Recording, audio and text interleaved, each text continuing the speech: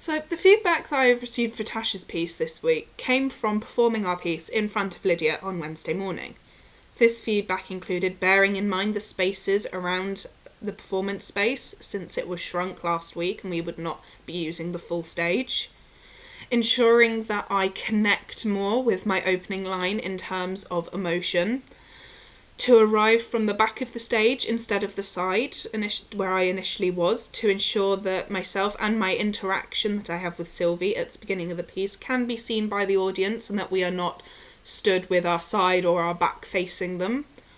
To add more levels in the opening scene so that the four of us aren't just stood all in one line. To add more laughing as Tash and Meg run in, so whilst we're not talking, just making noises to add to the piece, but making sure that they can be heard over the music. And that Lydia loved the connection that Sylvie and I had during our chair duet. So the staging feedback will be the easiest to apply, especially as we start tech rehearsals next week in the theatre, so I will be able to ensure that I arrive in the correct places.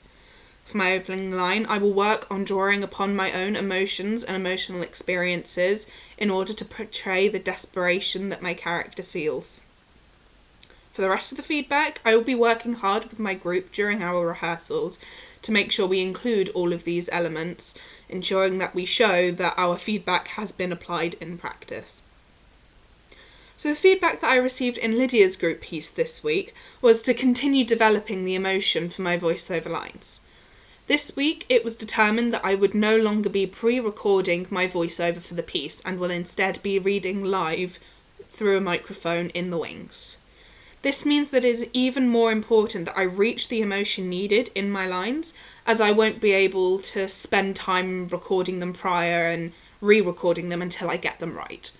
So in order to improve this, I will keep practicing my lines at home in order to fully gauge where my intonation, tone and emphasis need to change in order to portray the anxiety felt by our main character during her journey.